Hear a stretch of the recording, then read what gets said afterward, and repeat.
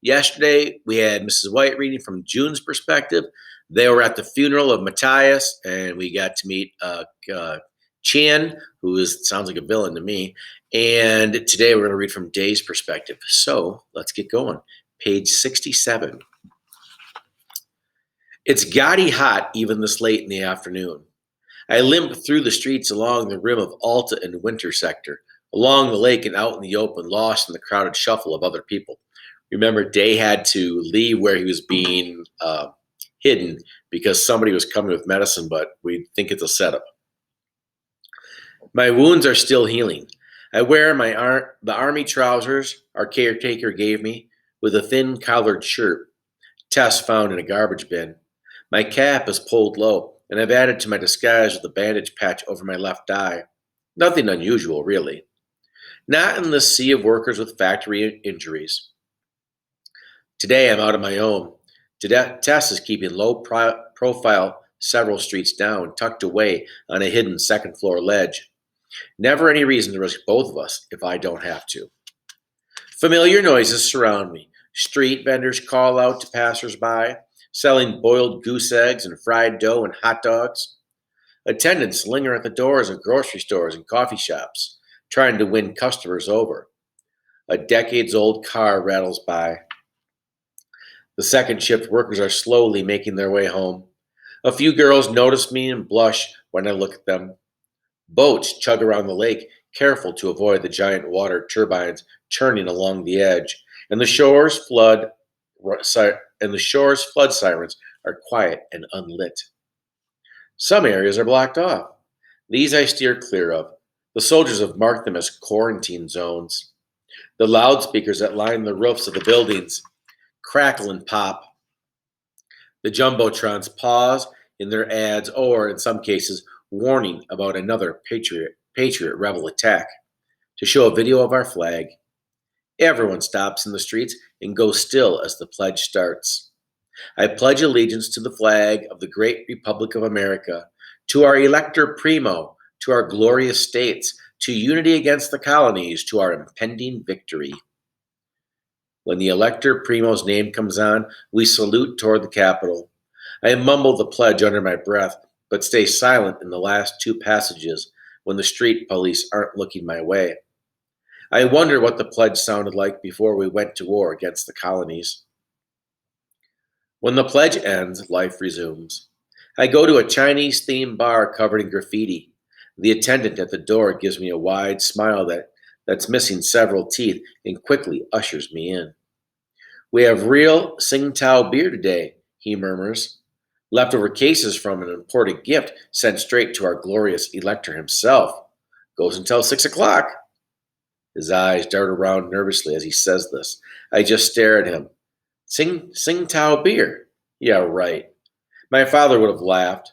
The Republic didn't sign an import deal with China or, as the Republic likes to claim, conquer China and take over its businesses. Just to send quality imports to the slum sectors. More likely, this guy's pretty far behind in paying his bi-monthly government taxes. No other reason to risk slapping fake Tsingtao labels on bottles at his home brew. I thank the man, though, and step inside. This is as good a place as any to dig up information. It's dark. The air smells like pipe smoke and fried meat and gas lamps. I bump my way through the mess of tables and chairs, snatching food from a couple unguarded plates as I go, then stuffing it beneath my shirt until I reach the bar. Behind me, a large circle of customers are cheering on a skiz fight. Guess this bar tolerates illegal gambling. If they're smart, they'll be ready at any minute to bribe the street police with their winnings, unless they're willing to admit out loud that they're making tax-free money. The bartender doesn't bother to check my age. She doesn't even look at me. What'll it be? She asks. I shake my head. Just some water, please, I say. Behind us, I hear a huge roar of cheers as one of the fighters goes down. She gives me a skeptical glance. Her eyes immediately shift to the bandage on my face. What happened to your eye, kid? Terrace accident. I tend cows. She makes a disgusted face, but now she seems interested in me. What a shame. You sure you don't want a beer to go with that? It must hurt. I shake my head again. Thanks, cousin, but I don't drink. I like to stay alert. She smiles at me. She's kind of pretty in the flickering lamplight, with glittering green powder over her smooth lidded eyes and a short black bobbed haircut. A vine tattoo snakes down her neck and disappears into her corseted shirt. A dirty pair of goggles, probably protection against bar fights, hangs around her neck. Kind of a shame. If I weren't busy hunting the information, I'd take my time with this girl, chat her up, and maybe get a kiss or three out of her. Lake boy, yeah? She asks. Just decided to waltz in here and break a few girls' hearts? Or are you fighting? She nods towards the skiz fight. I grin. I'll leave that up to you. What, what makes you think I fight? I nod at the scars on her arms and the bruises on her hands. She gives me a slow smile. I shrug after a moment. I wouldn't be caught dead in one of those things, just taking a break from the sun. You seem like nice company, you know? I mean, as long as you don't have the plague. A universal joke. But she still laughs. She leans on the counter. I live on the sector's edge. Pretty safe there so far. I lean toward her. You're lucky then. I grow serious. A family I know had their door marked recently. Sorry to hear it, she says. I want to ask you something, just out of curiosity. You heard anything about a man around here in the last few days? Someone who says he has plague meds?